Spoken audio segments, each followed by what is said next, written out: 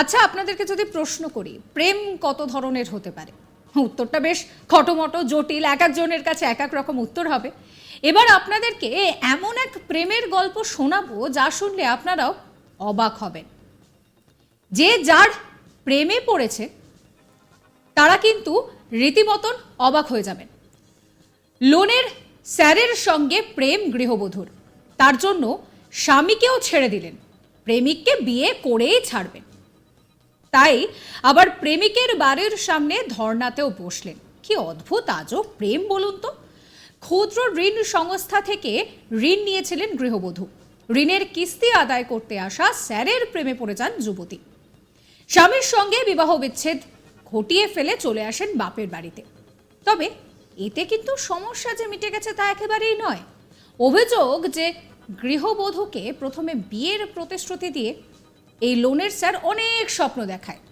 বিয়ের প্রতিশ্রুতি দিয়ে বিবাহ বিচ্ছিন্ন গৃহবধূর সঙ্গে চলে আসে সহবাসের সেই ঘটনাও। পরে কয়েক লক্ষ টাকা এবং সোনার গয়না হাতিয়ে নেন এবং বিয়ে করতে অস্বীকার করেন। অবিলম্বে বিয়ের দাবিতে সেই লোনের স্যারের বাড়িতেই ধর্ণা দিলেন প্রেমিকা। অভিযোগ, ধর্ণায় বসায় তাকে মারধর এবং হেনস্থা করা হয়েছে। কারা হেনস্থা করেছে? প্রেমিকের বাড়ির লোকজন।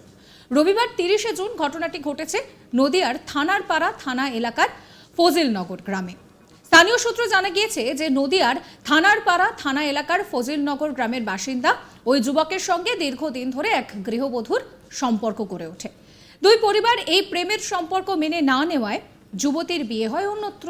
কর্মসূত্রে ওই গ্রামে ক্ষুদ্র ঋণ সংস্থার কিস্তি আদায়ের কাজ পান ওই যুবক। ওই সংস্থা থেকে ঋণ নেন ওই গৃহবধূ। কাজের সূত্রেই পুরনো প্রেম আবার করে নতুন মোড়কে ফিরে আসে যাকে বলে। প্রেমিকের সঙ্গে নতুন করে তৈরি হওয়া ঘনিষ্ঠতার জেরে স্বামীকে ছেড়ে বাবার কাছে চলে আসেন যুবতী। যুবতীর সঙ্গে থাকা বেশ কয়েক ভরি সোনার গয়না, 2.5 লাখ টাকা, এই সমস্ত কিছু নিয়ে বিয়ের প্রতিশ্রুতি দিয়ে তা হাতিয়ে নেন ওই যুবক। সেই অভিযোগ সামনে আসছে। বিয়ের প্রতিশ্রুতি দিয়ে দীর্ঘদিন তার সঙ্গে সহবাস করেছেন প্রেমিক। যুবতী সেই অভিযোগও করছে। রবিবার পরিবারের পক্ষ থেকে বিয়ের কথা বলতে গেলে যুবকের পরিবার অস্বীকার করে। তারপরেই বিয়ের দাবিতে ওই যুবকের বাড়িতে ধর্নায় বসেন যুবতী।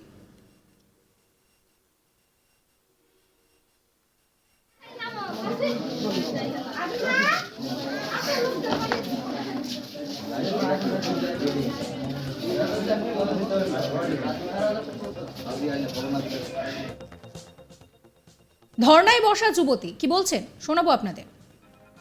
বিয়ে করবো বলি এখন বিয়ে করবো না বলছি।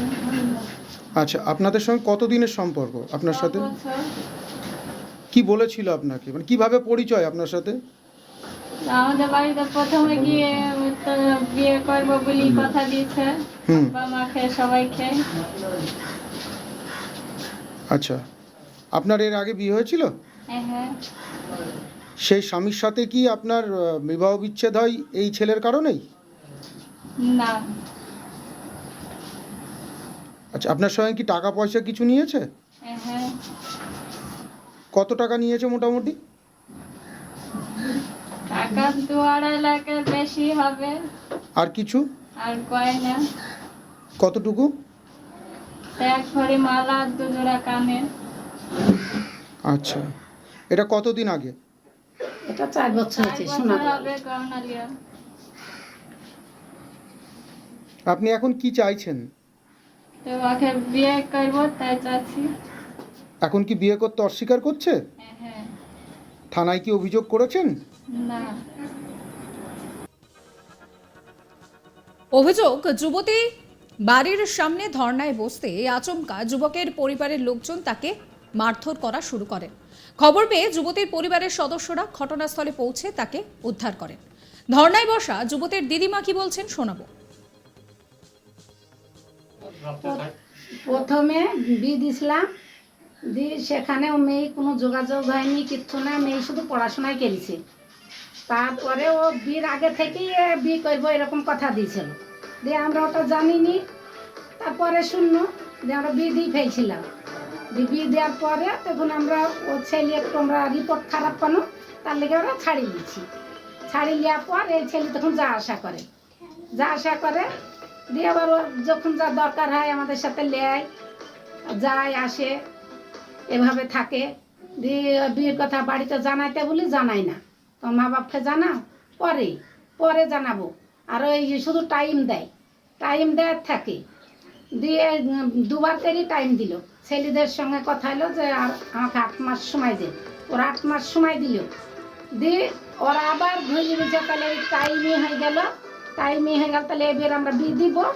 এখন বলছে বাপ মা রাজি নাই, বিয়ে করবো না তাই বলছি। আর যে সব জিনিসপাতি লিয়েছে তাও বলছে কি লিই নিখো, আর সব জিনিসপাতি সব সাক্ষী সমাজ সব আছে। আপনি কে হন মেয়ের?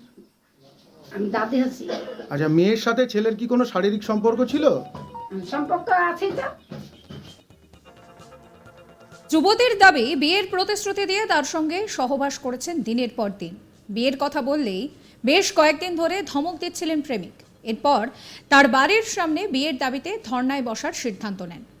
তবে অভিযুক্ত প্রেমিকের দিদির দাবি অভিযোগ সম্পূর্ণ মিথ্যে, কোনো সম্পর্ক ছিল না। কাজের সূত্রে মেয়ের বাড়িতে আসা যাওয়া করতেন তার ভাই, সেই নিয়েই লেনদেন ছিল, তার বেশি কিছুই ছিল না। কি বলছেন দিদি শোনাবো। এগুলো সম্পূর্ণ মিথ্যা কথা। আপনার ভাইয়ের সাথে এই মহিলার কোনো সম্পর্ক ছিল না? না, কোনো সম্পর্ক ছিল না। কোনোদিন টাকা পয়সাও নেয়নি? না, কোনোদিন টাকা পয়সা নেয়নি। হ্যাঁ, বইয়ের ব্যবসা করতো, সেই সূত্র ধরেই ওদের বাড়িতে আসা যাওয়া করতো, বইয়ের ব্যবসা টাকা তুলতো।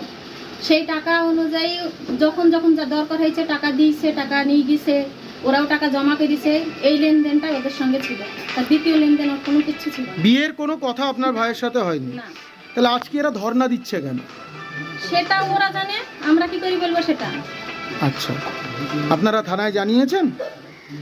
থানায় কি করে জানাবো, ওরা তো হঠাৎ করে সেরকম করছে। হ্যাঁ, আজকে ডেকেছে, ওরা মীমাংসা ডেকেছিল। এবার আমাদের একটা সমস্যার জন্য একটা দিন পিছাতে হলো, মানে কালকে করার কথা বলছিল। এই নিয়ে আমার কালিগ নিলয় ভট্টাচার্যের একটি রিপোর্ট দেখাবো।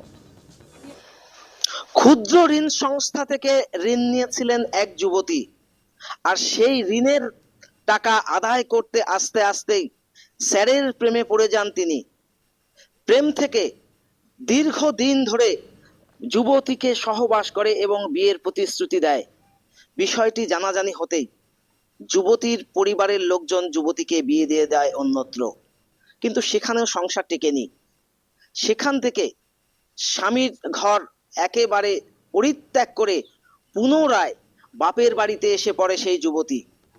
যেহেতু লোনের স্যারের সাথে তার দীর্ঘ প্রেম, তাই স্যারকেই বিয়ে করতে হবে, এভাবেই তিনি স্বামীর ঘর ছেড়ে বাপের ঘরে চলে আসেন। সাবস্ক্রাইব করবেন আজ তাক বাংলার ইউটিউব চ্যানেলকে, ফলো করবেন হোয়াটসঅ্যাপ চ্যানেলও।